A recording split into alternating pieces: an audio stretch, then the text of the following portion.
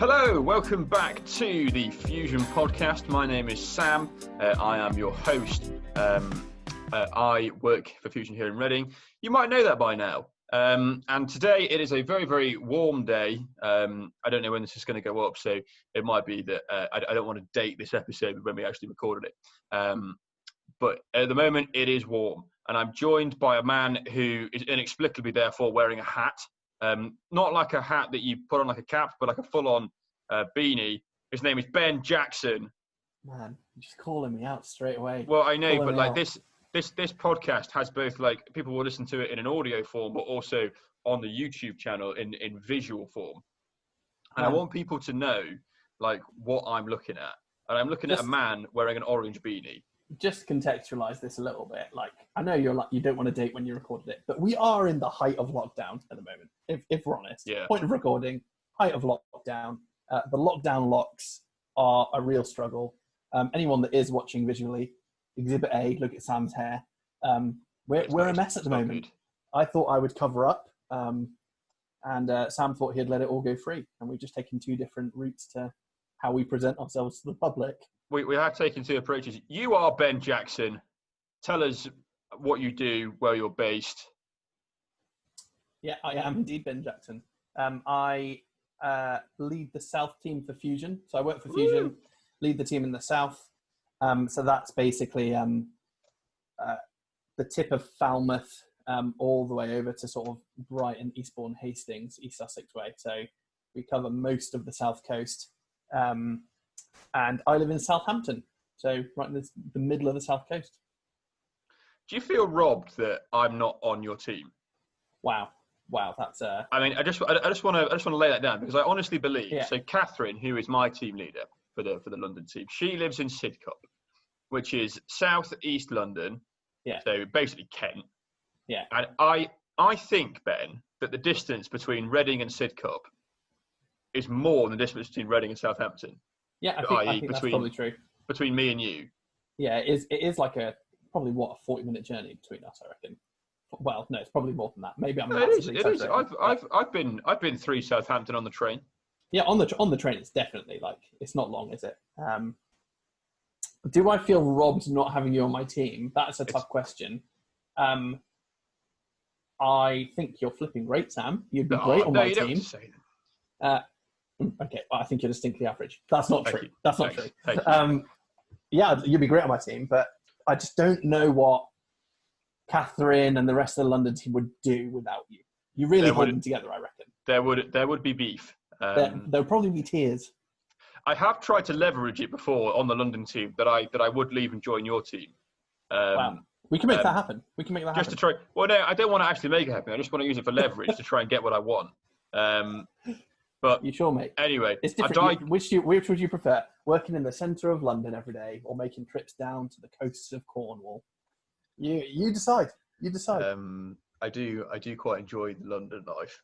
But it's quite ironic though, because when I was growing up, like, I grew up in a northern town, and used to bemoan London as being rubbish, and now I kind of work there. I've performed a complete 180, Ben. It's now my favourite place in the world. Wow, in the world? Well, I mean, if we're talking city, then yeah. Wow. So in the whole of the UK, your top city is London? 100%. Whoa. I'm a Bristol man myself. I think Bristol is the place to be. Yeah. I've not been 100%. To Bristol. What am I missing out on in Bristol? Well, if you think about, how did you describe Brighton to me off air? What did you call it? It was like the London of the South. Is that what you call it? Oh yeah, no. Well, that's what people have said, that Brighton is London South. If you take all of that image, like the London of the South, and then you just add a whole bunch of creativity, maybe just like a hint of pretentiousness, and then a lot of people wearing clothes that make them look homeless, you've got Bristol. Wow. Well, when all this is over, when all this lockdown business is done, maybe we and you just take a little getaway to Bristol. Mate, Bristol is the place to be. I'm telling you, it's the place to be. A romantic getaway for Sam and Ben in Bristol. Hilarious. We'll have to get someone from the old Western Wales team involved as well. Yeah, we will do. they know their way around Bristol. The Fusion and Western Wales team. But Ben, I'm glad you mentioned Brighton, otherwise known as London South, because we are chatting today to two excellent people from St. Peter's, Brighton, which is a marvellous church in the centre of that city. And Ben, what are we chatting about today? Yeah, I think we're going to be looking at like people that wander in to church. So there's going to be a bit of chat about what does it look like to invite people to try out church for the first time. We might be thinking a bit about what the journey is between going into church and being part of the community. We'll be talking about the value of a good welcome. And we'll be hearing some stories, I reckon, of like people that come to faith through sort of wandering into church without a lot of preamble or a lot of like pressure. Yeah, absolutely. So let's hand over. Let's see what we have.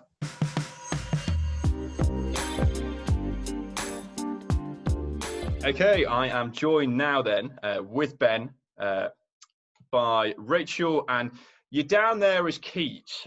And I'll be honest, I'm liking it. I'm really liking it, mate. I didn't mention it because I wanted you to keep it. So like now we're here, and I'm going to introduce you as Keats. Yeah. So do you want to do like the more fleshed out description of who you are? Oh yeah. Well, the other day it was Anne Robinson, so I'm glad I remembered to say Robbed it before. There's a story there. My name's Nakita, and I'm the student pastor at St. Peter's in Brighton. Nice. But I'm guessing we can call you Keats. Like that's on the table. Yeah, if you want. It's fine. My mum just didn't. My mum spelt my name N-A-K, so people wouldn't call me Nikki, and now people are calling me Keats. She just didn't want it nicknamed, but she's had no escape. Okay. Do you like Keats? Are you a fan of Keats, or do you not like Keats? Yeah, I don't mind it. It just happened. That's right then. It was natural. Okay, we're going to go with Keats. And we're joined by Rachel. Rachel, do you want to introduce yourself? I am Rachel. I'm a student at St. Peter's with Keats. I study at Sussex. I study currently first year anthropology. Anthropology. What is anthropology? It's been explained to me on more than one occasion. I don't think it's ever really stuck.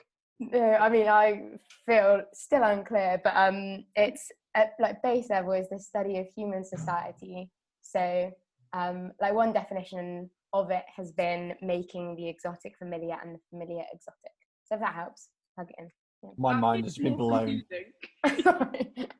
I have a more important question. Do you have a nickname that's obviously too cool for you, much like Nakita does?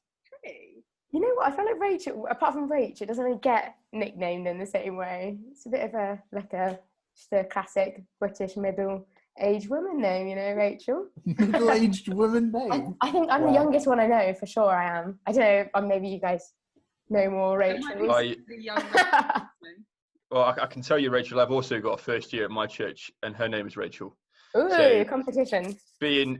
Okay, well, I was going to say be encouraged, but you've taken it as like a kind of threat. I will be the only Rachel. The only one. Brilliant. So these guys from St. Peter's, Brighton, and the reason we've got them on today, obviously, is to chat about some of the stuff that they've been seeing going on this year.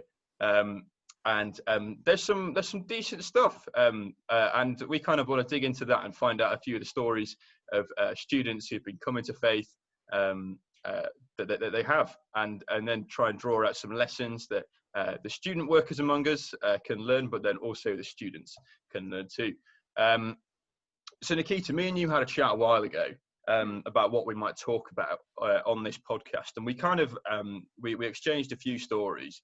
And we decided we were going to go with the theme of people wandering in. So the idea of God pursuing students with absolutely no connection to church. I know you guys have had some really brilliant stories. And do you want to kind of kick us off with just one of them, of some people who have come to know Jesus or engaged with your stuff this year, who otherwise you might never have expected? Yeah.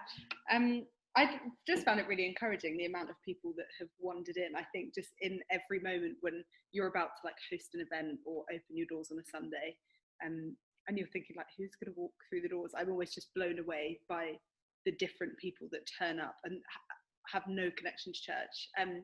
One of the this is like my probably worst fail moment as a student pastor. I'll see if Rachel knows what I'm talking about.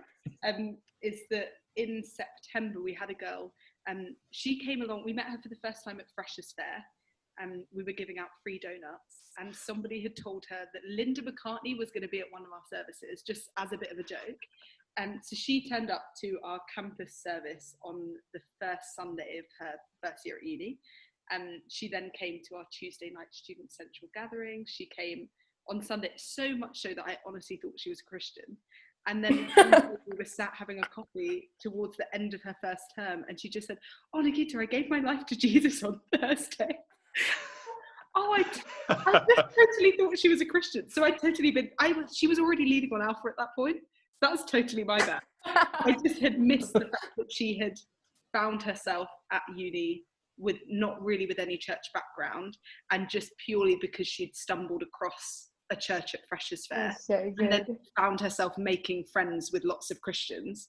She kind of then was just in and ended up a Christian, but I had no idea. So like, I think out of that, the question is then like, why did she stay? Yeah, I think I guess she'd said that she'd kind of pretended to be a Christian before, because it was something that she didn't know that anyone would willingly do. So when she was like in her teenage years, she thought, I want to be quite unique and different, so I'm going to tell everyone that I'm a Christian, because it's so rare that she was around people.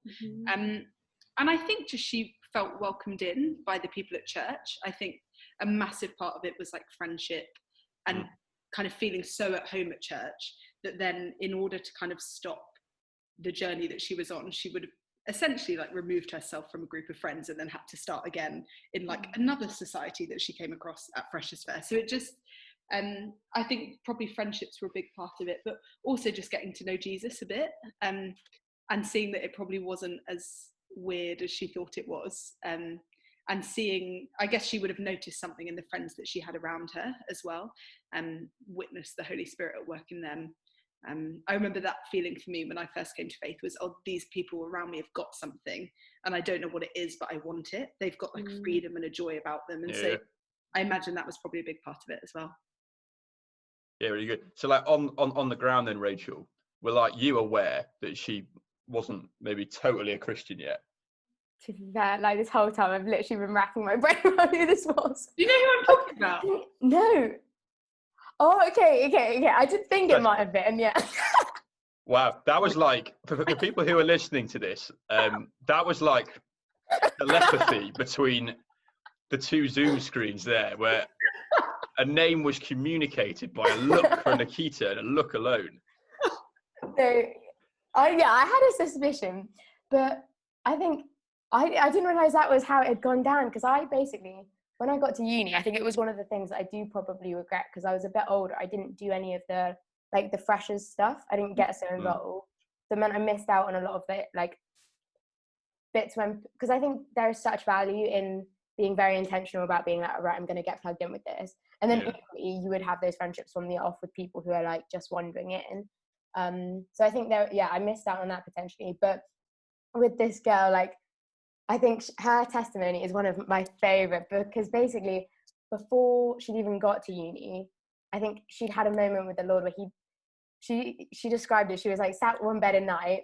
Like, I'm sure she'd be calling me telling this, because she's like phenomenal, and just like the way she's like giving glory to God with everything she's doing now is so fun. But she basically sat bolt upright in bed crying, and she was like, of course God's real, and like that was her Holy Spirit just making it known. And like it was so much fun to like see her like actually have the opportunity to be known by him and to seek him. And obviously, as Keisa said, like it took time, and she fell into it just because she wanted it, but like, and she wanted the community it brought. But I think that's just a prime example of like Holy Spirit being on people's cases before they even get to uni, and then it just becomes a platform whereby we can just get to partner with him a little bit in what he's already doing with people, how he's like chasing them. It's just so much fun. Yeah.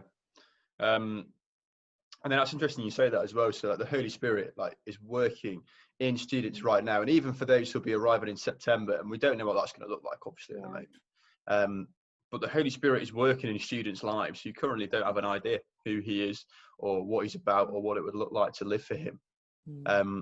and kind of that thought is interesting, because I know Nakita as well. You had some people who've come through the doors who kind of just Googled local church and then ended up in your building. Like, tell us a bit more about that. Yeah, I think one of the best things about student ministry is that you have a whole group of people who have been removed from, sounds so savage, but like removed from everything that is familiar around them. So whereas you would maybe have like a pre-existing identity or things that people know about you to be true, it can be quite hard if you've been friends with your friends since the beginning of school and you've never been a churchgoer. It can be quite a big thing to try for the first time and to almost like announce to your friends that you're going to church, and you suddenly have like thousands of people come to where you are who are up for trying new things, which obviously can sway either way. But I think probably for lots of people, they'd been thinking about maybe getting involved in church or had a prompting, but actually to have the courage to step into that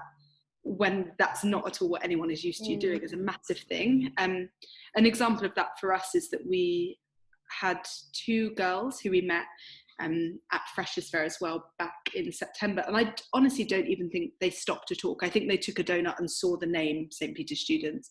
They'd started following us on Instagram, but obviously we don't know, we just see names pop up. I didn't know anything about them or their background or stories or anything, and they said to each other that they'd both been wanting to try out church, but they were too scared to walk into the church building, just because of the size of it. They didn't know what was inside. It could be really daunting. And almost by accident, we ran these pancake parties back in February. We had an event going on at church later in the evening, and it was purely just, we want to get students there, so let's try and make a place for them to gather beforehand. And we had these pancake parties happening like all across the city. Rachel, I know you hosted one as well. And the first two people that knocked on the door were these two girls who were medics at the university near us, and we had never seen them before. And I was really confused when I answered the door. I just stood there, I was like, hi, oh gosh. And they came in, and just as we walked down to church later on that evening, we're chatting to them, and they said they'd just been waiting for something to happen that wasn't inside of the church building so they could come and chat to some people about faith. And they had all sorts of questions. I think one of them started doing Alpha in the summer term. But I think it was just like God had already put it on their heart to try out church and to get to know him a little bit. It wasn't, there are like hundreds of stalls at Freshers Fair, and we weren't doing anything more spectacular than any of the other stalls there. So God must have already prompted something in them to like slightly have an eye out for church, or to just be, even to keep following us for that long. Like, if you're not part of St. Peter's Students, our Instagram page is not one that's worth following, because it's all just the people you don't know advertising events that you don't really want to go to. But just the fact that they still were following it, and then just a chance, it came up, they could make it, they came along, were welcomed, and had really good chats with people. And just that those two girls found each other as well.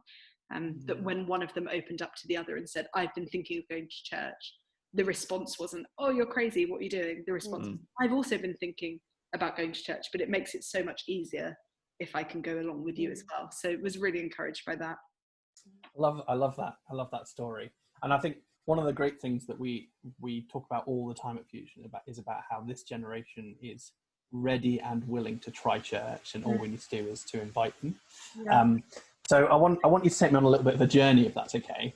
I want you to imagine that I am a fresher in Brighton, and I have just rocked up to your building for your service. When's what service do you think that I would be turning up to as a fresher? Sunday 5 p.m. maybe? 5, yeah. Great, yeah. So I've turned up to the 5.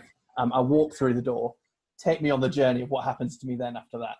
Why do I not leave immediately? What happens to me during church? What happens after church? What happens, on the days and weeks following? What's that journey that people go to as they wander in off the street in your church? Rach, do you want to go for it as a student who hasn't left? Yeah. You'd be like greeted at the door as per, brought in. You'd probably, I don't know, would it be you, Nakita, that met people? Like if they're flagged up as a student? Yeah. The welcome team. Yeah, if someone's a student, they'll get introduced to me or someone. Yeah, or like Jacob. Yeah. Someone else talking. And then, in classic like church layout fashion, the students do sort of congregate in one area. So you probably just get like shuffled in the direction of where we're all sat, and someone would grab a free chair and just put it on a row, and then I guess it would be like, oh, the service is beginning. But yeah. So then what's like the journey that a student will go through between walking in the front door and then becoming part of your community? I think, sorry, Rachel. No, you go for it. It's probably really varied depending on where people are at in their journey. Part of the challenge of St. Peter's is that it is quite a big church, and we constantly are trying to do things, like post 5 p.m. service social. We always do free pizza in the hall. We're like, there's free pizza. If you're a student, come and get pizza. And the reason we do it is because otherwise you could easily get 30, 40 students wandering in, sitting at the back, and then wandering out the back door as soon as the service is finished. And because those who are part of the church, I'm shouting at all the students, like, come and join me at the front, sitting at the front. We're all there. You can really easily miss loads and loads of people. And I think it kind of depends where you're at. For some people, that is where they're at and where they'll stay until they're really sure about church stuff. And the idea of me going over to them and being like, we're going for pizza, come for pizza with us, is not that exciting for them. But I think for some people, I think it just depends where you're at in the journey. We would naturally point people to come along to our Tuesday night student central gatherings. That's a bit less intimidating as a setting to find yourself in. There's it's smaller, it's just students and people your age and stage, but that would be kind of the go-to point thing. And then we send out the information, we tell people about stuff, but not always will someone want to jump into everything that you're hosting or running, and you just have to be patient and let them settle at their own pace, I think.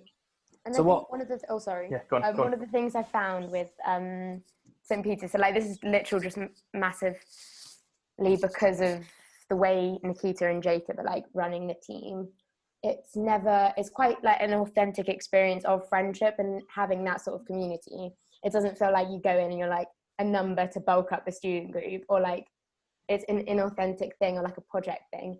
But there's so much of it that's just very like, I think, Kitty, you said it ages ago, you were like, what was it? Oh, I think you were describing Alpha, but you were like, it's a no strings attached policy. And I think the way you've gone at students as well has been quite similar in the sense that there's not a lot of pressure. And for people who are just stepping into church, that's always, like, I'd find that so comforting, I bet, in the sense that I didn't feel like I already had to sign up for something. And in the same sense, because the way you do it, like if you ever see Nakita at a coffee shop, even if she's there by herself or you're there by yourself, she'll come over and buy you a coffee. She'll be like, no, have another one. And that's just because, like, if there were like a sick love language, like coffee would be Nakita's, but like it's because they're doing like, they're serving and investing in us in like a way that's authentic to them. So it means that like we're like, it's just like doing it quite easily and naturally, like being part of community won't feel so stressful or loaded then. So I guess the journey that Fresher Ben would go on is that obviously, I guess that the key points that I'm taking out of this is that the invite to church when we step in through the doors isn't the final invite I get. There's an invite from you to like come to your like pizza party. There's an invite for you after that to then come along to your Tuesday nights. And then throughout all of those invitations, there's an opportunity to like build relationships, right? And like a lot of the stories you've talked about so far, this idea of community and friendship and feeling like you're part of a family has always been quite central to it.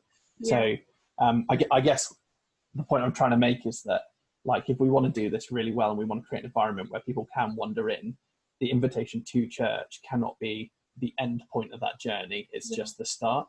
And it sounds like you guys are doing loads of things where you can invite people to the next thing. You can get them a little bit further into your family, into community. They can meet a few more people, which sounds really good. Sounds really positive. Brilliant. So if you're a student worker and a student listening to this, I'm hoping that you've already picked up some stuff that's helping you to think about how you can welcome those people who are wandering in. But just I want to ask you both one more time in case there's anything that you've not said that you want to say to everybody.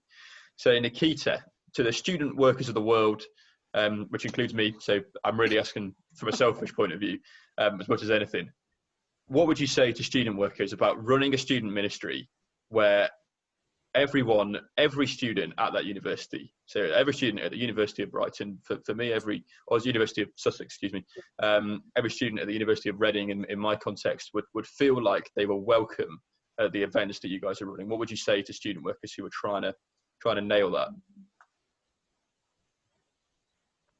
I think I would say you can often not invite people to things out of fear of like Rach said, intimidation the minute you walk through the door, being like, you have to come to this, you have to come to this. Yeah.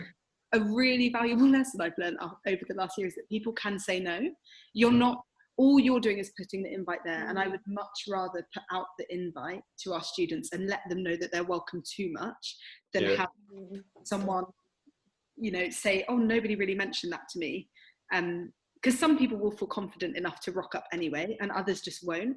And I remember saying to my student team at the start of the year when we were getting ready to welcome a load of first years, kind of trying to prepare them, I was saying I would much rather us come across as too welcoming than not welcome enough.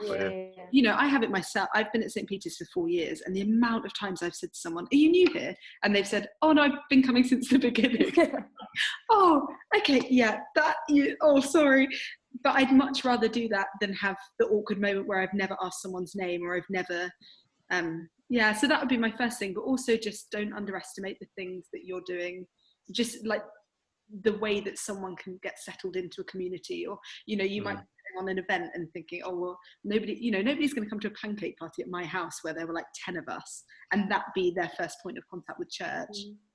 But actually, it was so important that when those girls knocked on my door, I welcomed them in as though I'd been waiting for them. That's one of my friends told me the thing that her mum taught her when they were growing up in like social encounter, which I remember all the time, is that she said, when someone arrives into a room, you need to act like you've been waiting for them. And she does it so well. I even noticed if I walk into a coffee shop, coffee, my love language, I walk into any setting and there's like 8 of my friends around a table or something, this girl will always get up.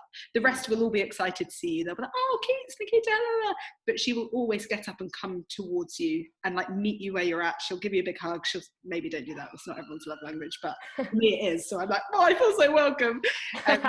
And I've always held on to that. It's like, you need to act like you've been waiting for someone to arrive. And I know it can be so hard. Sometimes we get to a point and you think, oh, this is great. All of our first years look really settled.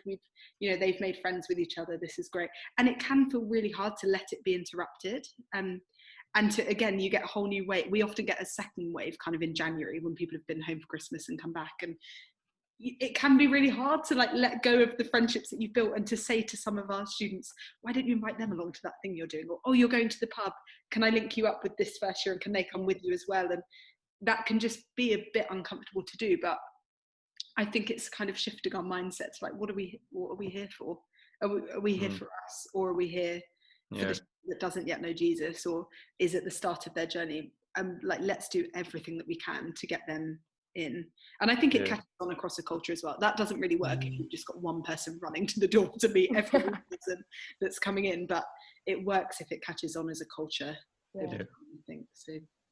Yeah, that's really good. I find that amazing, just that these 2 girls, these 2 medical students who were too scared to come and sit in the back of a church service and then maybe try and sneak out at the end, but were like, the concept of going to someone's house who you've never met and knocking on the door and saying, hello, I'm here for pancakes, is something that they're both like, yes, that is within the realm of what I would consider not scary, or at least like maybe scary, but I'd do it.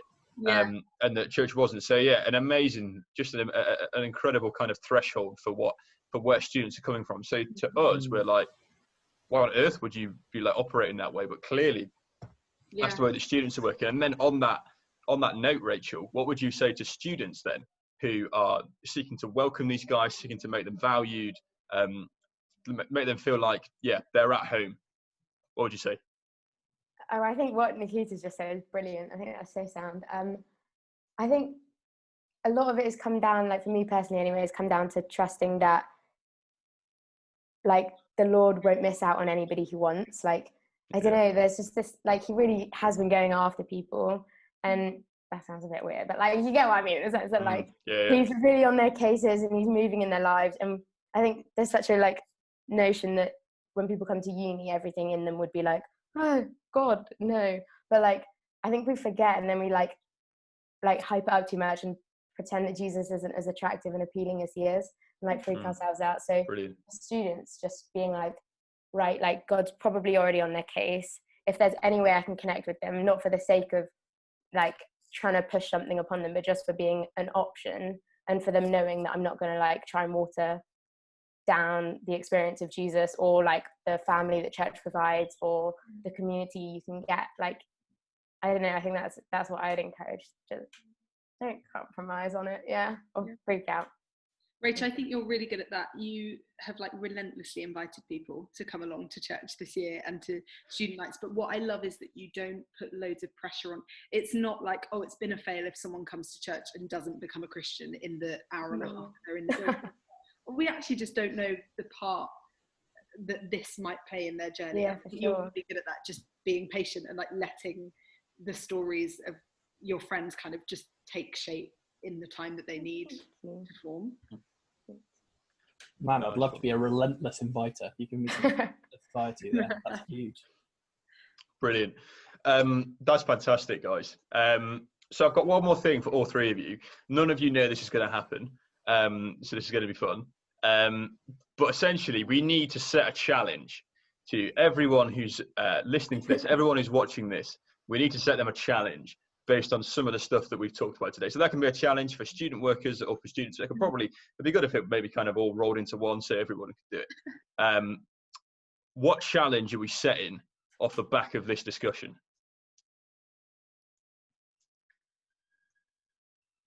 This is one of those brilliant Zoom silences. I'm just going to let it sit.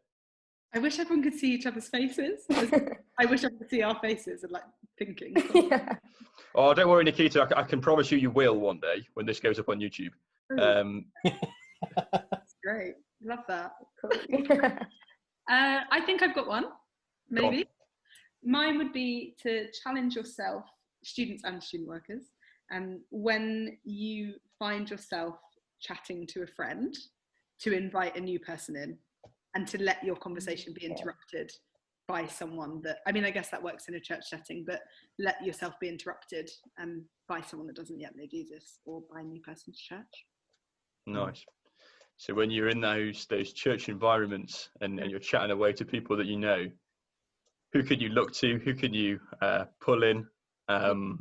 Who appears to be by themselves, or even just someone you don't know? Yeah. Going over and getting to them. I like it. I think it's brilliant. I need to be better at that. Sorry, go. No, you go. My intern's really good at it, which is really annoying because I'm naturally not very good at it. Because I get really excited, like when everyone gets back after a long break, I'm really excited to see it. I'm really bad. And often I'll look over and he's talking to someone, I'm like, who's that? And then I'm like, oh goodness, that's what I should be doing. So once it catches on a bit, I'm not naturally really good at it at all because I like to talk to people that I know and get on really well with that. You and me both, Keats, mate. That I could see that mention of Keats like jarred you. Yeah. Really kind of like deep within your soul. Why did you say it right? Yeah. I've never introduced myself as a Keats, so I feel like I didn't mean to do that on Zoom. I think you should own it. I take back my comment. I think you are cool enough for Keats. It's like, and I'm only saying that because I know that you are easily cooler than me and Sam combined at this point. So whoa! It is, to be fair, Sam. To be fair, it's true, isn't it? It's true. I'm wearing a short-sleeved button-up shirt, open with a t-shirt underneath. Come on. I rest my case. I just want to. People who are listening to this online are thinking, "What on earth is going on?" Don't worry, everyone is properly dressed. Actually, do you know the shirt, the outer shirt was bought by my brother, and the inner shirt was bought by my dad, which is actually like immediately like scaled down the coolness. You're digging a hole that I don't know you can escape from. Yeah, I know. I kind of just like taking it with grace. I really put myself up there, and I tore myself down. By revealing where these clothing items came from. But guys, this has been massively enjoyable. And Rachel, can we get you to pray just to end this episode and to commission us all out to be really good at welcoming those people who are wandering into our churches? I would love that. Father God, we just thank you. We thank you for this day. We thank you for what you're doing across the nation in student ministries and churches, in people's hearts who haven't yet gotten connected. Jesus, we thank you that you're already making yourself known, that you are on the throne and you are having your way So we just ask that we really come under your lordship, we come under your leadership, that we would seek first the people who are on the outsides of conversations, the people who are new in churches, and that we would just, we'd lay down our pride, and we'd want to be the one that outdoes in kindness, and in like how we give ourselves, how we give our time. We ask that we would truly, be representatives of yours, and how loving and how good a host you are, Jesus. And we just pray for every student worker out there who is, whether they're in a flourishing ministry or whether they're feeling like it's lagging, that you would just stir them up for everything that you're wanting to do through them, and just remind them of how precious this work is and how close to your heart it is, Lord. And we just give you all the glory for everything that you've done and that you're going to do. Jesus, we love you and pray in your precious name. Amen. Amen. Amen. Amen. Thank you, Rachel. Thank you, Keats. Thank you, guys. I think she's still shaking her head. Thank you, Ben. It's been brilliant. Until next time, guys.